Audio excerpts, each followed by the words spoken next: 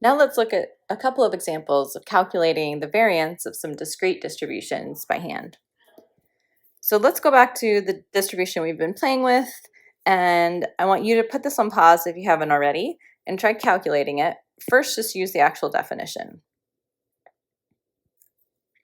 Okay, so using the actual definition, the idea is if I have expected value of a function, I'm going to be taking the sum of that function evaluated at the different values that x can take on, times the probability at each of those values.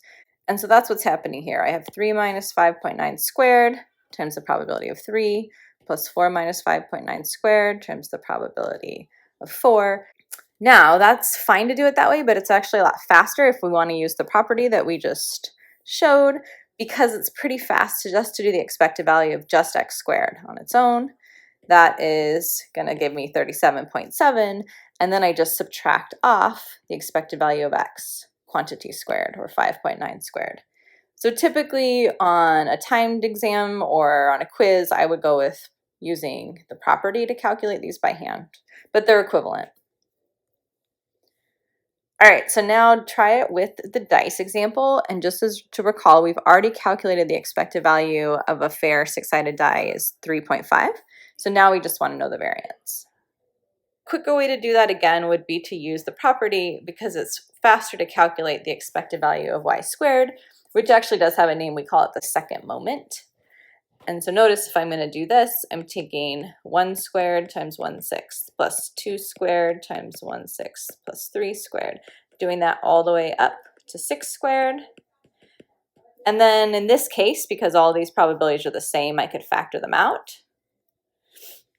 That gives me 91/6. And to get the variance, I just subtract off that 3.5 squared. So again, just a reminder of how we can do it, but you can see computationally this is just a lot faster using approach 2. All right, so let's revisit our roulette example. Put it on pause if you haven't yet. You already calculated the probability distribution and the expected value in our last lesson. So now try the standard deviation. Here's the probability distribution. We found in the last example that it's not in the gambler's favor. On average, for every dollar that you bet, you're going to be losing, this is approximately 5 cents. That's how the casinos make money.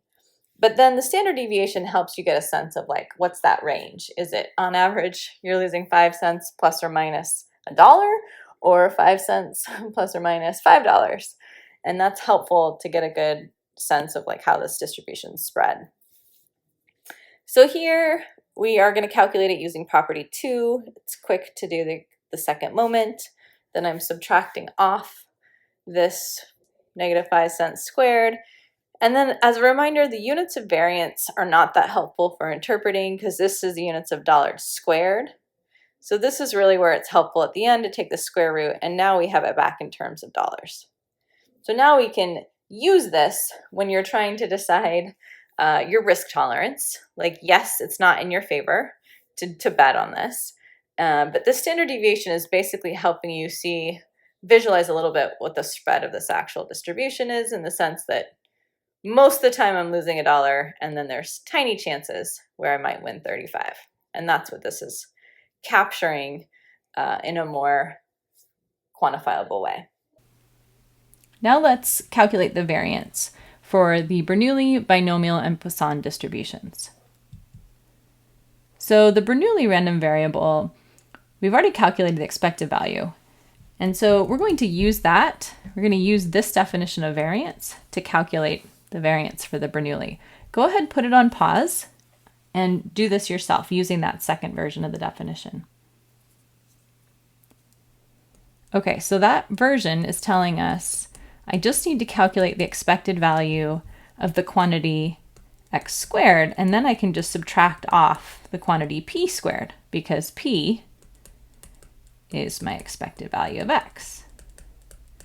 Okay, so let's do over here, let's calculate our expected value of x squared. So I go and look at what are all the possible values x can be. So first it can be 1. I need to square that and then multiply by the probability. This is our definition of expected value of a function. And plus, okay, it could be 0. I need to square that. times the probability that it's 0, which is 1 minus p. And so we can see the expected value of x squared just works out to be p here, which means that our variance is p minus p squared, or p times 1 minus p. Okay, so some nice intuition about that, I'm going to put this back here, is the closer that my p is to just 50-50, that's when I'm going to have the highest variance. My variance is going to be lowest when p is, very extreme, like 0.9 or 0.1. And that should make sense when you think of it as like a coin flip. If I have a 90% chance of getting heads, I'm going to have pretty small variance. I'm pretty much always going to get heads. Whereas if I have a 50% chance of getting heads, well, that's when my variance is going to be the largest it can be. So let's build on that now to do binomial. We have used the fact that we can write a binomial random variable as a sum of n Bernoulli random variables. They are all independent and identically distributed. We also call that IID. And we used that when we calculated the expected value in the last video, because we were just repeatedly summing the expected value for each Bernoulli, which gave us n of those, so np. So we're going to do the same idea here. So now I'm going to have the variance of a sum, which, because these are independent, we've shown from our property 3 in our earlier example in the slide that this is the sum of the variances. X sub I equals 1 to n. But each of these variances we just showed in the last slide is p times 1 minus p.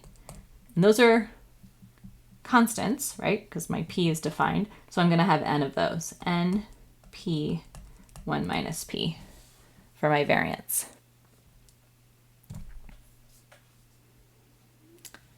And lastly, we will look at Poisson.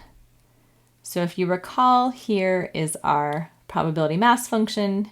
We showed in the expected value video that the expected value is lambda.